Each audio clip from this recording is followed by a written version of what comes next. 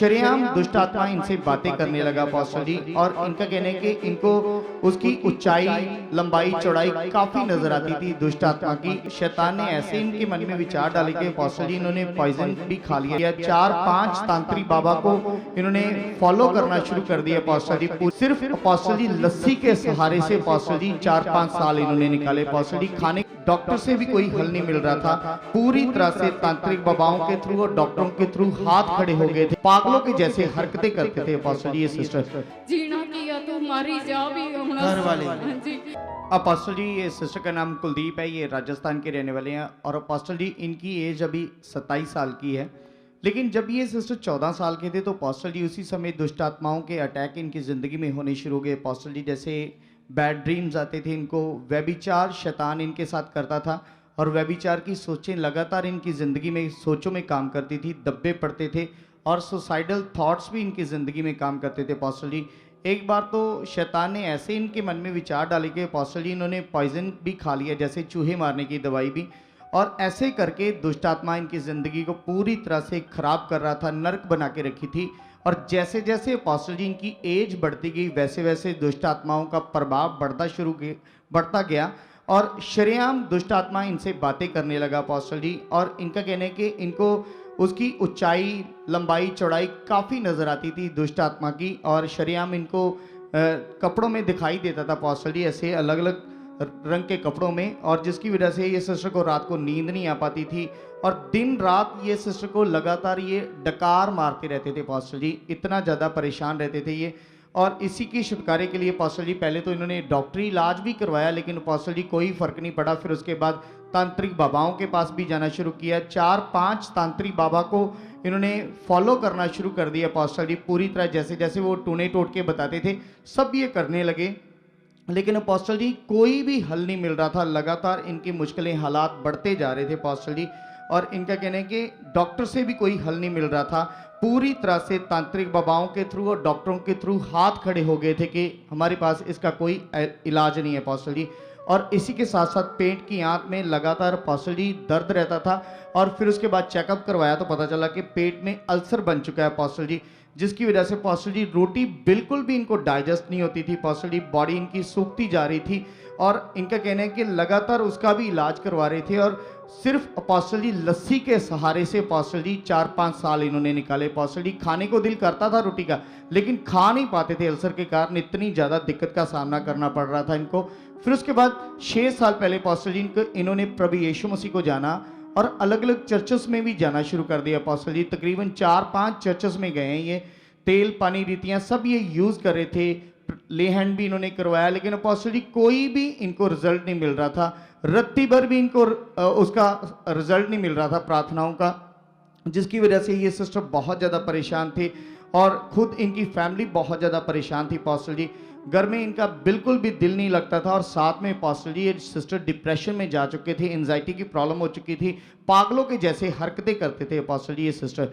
और फिर उसके बाद इनका कहना है कि जब इनको पता चला इसी कंडीशन में इनकी फैमिली को हमारी सुपारणम मिनिस्ट्री के बारे में, तो अपोस्टल जी इनका कहना है कि ये अगस्त 2025 को हमारे चर्च में आए और पहली बार अपोस्टल जी वो सीन है जब ले हैंड प्रार्थना हुई। ये देखो जवान बच्ची में कैसे शैतान काम कर रहा हो, देखो कैसे जीभ निकालता और कैसे ये देखो देखो क्या हाल किया है। जीभ देखो इसकी कितनी लंबी चौड़ी जीभ है शैतान की। कहता मेरे कैमरे में फोटो को लेता है शैतान, कहता है देख मेरी तरफ ऐसी की तैसी तेरी शैतान। कौन है इसके घर वाले, इसके साथ कौन है? किसी का नाम ले रहा, पता नहीं किसका। अरे वो कैसे जीभ निकाल रहा शैतान।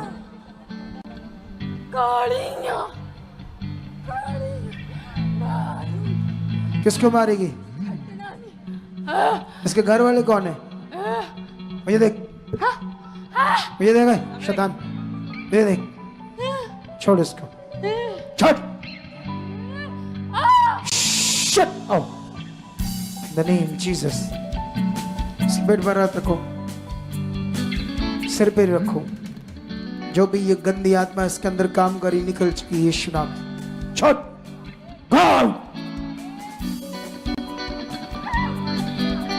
कौन? फिर से उठाओ, मेरे पास लाओ।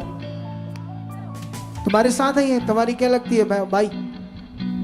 है सिस्टर तेरी? कब से ये बीमार है? हो गए 3-4 साल। 3-4 साल से। अब देखना, जुड़ जाओ यहाँ, पूरा थोड़े दिनों में गवाही आ जाएगी। हाँ जी हाँ जी। ठीक है, अभी जाना नहीं है, एक आधा दिन 2 दिन इधर रुकना है, फ्री। चलो छोड़ दो बस।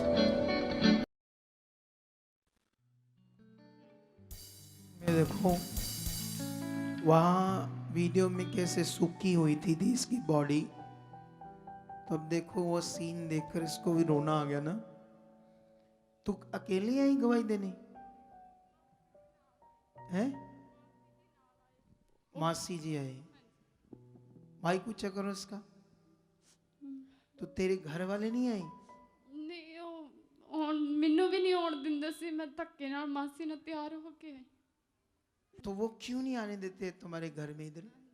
ਉਹ ਮੇਰੀ ਭੂਆ ਹੁਣੀ ਸਾਰੇ ਰਿਸ਼ਤੇਦਾਰ ਕਹਿੰਦੇ ਵੀ ਤੂੰ ਸਾਡੇ ਧਰਮ ਤੋਂ ਵੱਖਰੀ ਚੱਲਦੀ ਆ, ਵੀ ਅਸੀਂ ਤੈਨੂੰ ਨਹੀਂ, ਮਤਲਬ ਹਰ ਗੱਲ 'ਚ ਮੈਨੂੰ ਲੜਦੇ ਆ, ਧਮਕਾਉਂਦੇ ਰਹਿੰਦੇ ਆ ਤੇ ਇੰਨਾ ਵਿਰੋਧ ਕਰਦੇ ਮੇਰਾ। ਪਰ ਮੈਂ नहीं, जैसे सुनो ध्यान से, ਹਾਂਜੀ तुम कितने साल से बीमार थी? ਹਾਂਜੀ ਮੈਂ 14 ਸਾਲ ਤੋਂ ਮਤਲਬ ਸਕੂਲ ਦੀ ਪੜ੍ਹਾਈ ਛੱਡਤੀ, 10th ਦੇ ਵਿੱਚ ਸੀ ਉਦੋਂ ਤੋਂ, ਮਤਲਬ ਮੇਰੀ ਸਾਰੀ ਤਬੀਅਤ ਇਦਾਂ ਰਹਿਣ ਲੱਗ ਗਈ ਸੀ। मतलब 14 साल से तू बीमार थी। ਹਾਂਜੀ ਤੇ ਮੈਂ ਜਦੋਂ ਰੇਟ ਖਾਦੀ ਨਾ, ਉਹ ਦਵਾਈ ਵੀ ਖਾਦੀ, ਉਸ ਤੋਂ ਬਾਅਦ ਮੇਰੇ ਅਲਸਰ ਹੋ ਗਿਆ।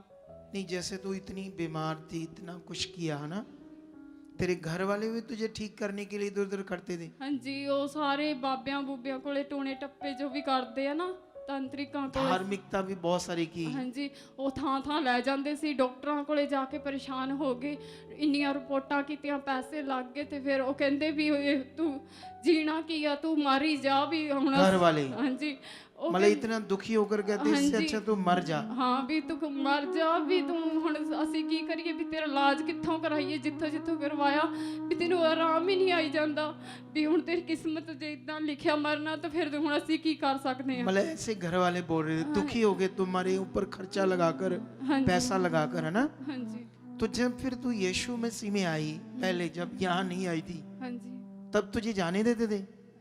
ਨਹੀਂ ਚਰਚ ਤੇ ਲੈ ਕੇ ਜਾਂਦੇ ਸੀ, ਪਰ ਉੱਥੋਂ ਦਾ ਤੇਲ ਪਾਣੀ ਸਾਰਾ ਯੂਜ਼ ਕੀਤਾ नहीं, ਮੇਰੀ। जैसे पहले जब तू चर्च जाती थी ਹਾਂਜੀ तब नहीं तुझे रोकते थे? ਨਹੀਂ ਰੋਕਦੇ ਸੀਗੇ, ਉਹ ਵੀ ਮੈਂ ਮਾਸੀ ਕੋਲੇ ਆ ਕੇ, मतलब वहां भी जाने से रोकते थे? ਹਾਂਜੀ ਚੋਰੀ ਚੋਰੀ ਮਾਸੀ ਕੋ ਮਿਲਣ ਦੇ ਬਹਾਨੇ ਨਾਲ ਆ ਕੇ ਤੇ ਮਾਸੀ ਨਾਲ ਚਰਚ ਚਲ ਜਾਂਦੀ ਹੁੰਦੀ। मासी प्रभु में थी? ਹਾਂਜੀ ਪ੍ਰਭੂ ਚ ਸੀਗੇ, ਉਹ ਵੀ ਭਟਕ ਗਏ ਤੇ ਉਹ ਵੀ ਅੱਜ ਨਾਲ ਆਏ, ਬਿਮਾਰ ਰਹਿਣ ਲੱਗ ਗਏ ਸੀ। ਫਿਰ कहाँ से भटक गए थे? ਪ੍ਰਭੂ ਦੀ ਸੰਗਤ ਚ ਭਟਕ ਕੇ ਅੱਗੇ ਹੋਰ ਬਾਬਿਆਂ ਕੋਲੇ ਉਹ ਵੀ ਜਾਣ ਲੱਗ ਗਏ ਸੀ। अच्छा ਤੇ ऐसा हो ਫਿਰ गया। ਹਾਂਜੀ ਮੇਰਾ ਵਿਸ਼ਵਾਸ ਵੀ ਦੁਨੀਆ ਦੀਆਂ ਚੀਜ਼ਾਂ ਵੇਖ ਵੇਖ ਕੇ, ਮੈਂ ਮਸੀਹ ਚ ਤਾਂ ਸੀ ਪਰ ਮੈਂ ਦੋ ਮਨ ਚੱਲਦੀ ਸੀਗੀ ਸਦਾ ਤੋਂ ਹੀ। शुरू से ही तुम्हारी बुद्धि ऐसे बंद की थी शैतान ने। ਹਾਂ ਮੈਨੂੰ तो ਸੰਸਾਰ अभी ये चीजें सोच लो आप लोग, वर्ल्ड की पावरफुल शिक्षा है यहाँ पर। जब लोगों को सही से मिल जाएगी तो उनकी जिंदगी बन जाएगी, अगर लोग बात समझ गए तो।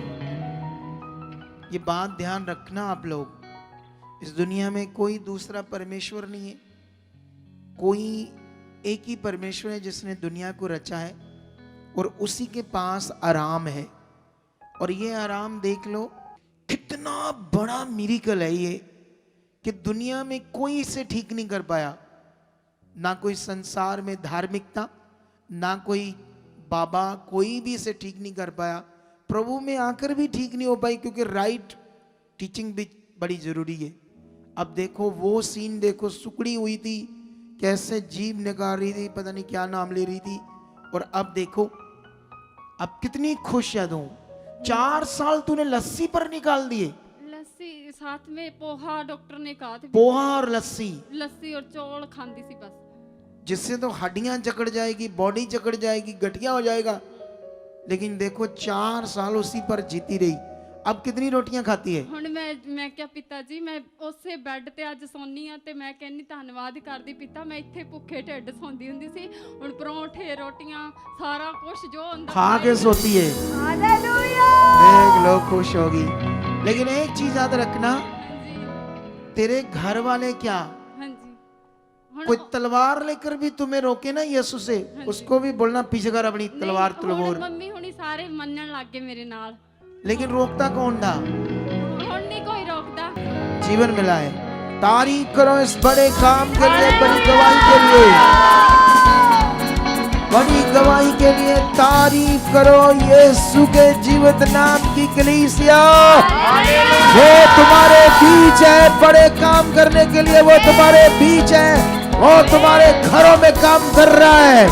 तुम्हारी गवाहियां बन रही है, ऑनलाइन लोगों की गवाहियां बन रही है, बड़े काम कर रहा है परमेश्वर।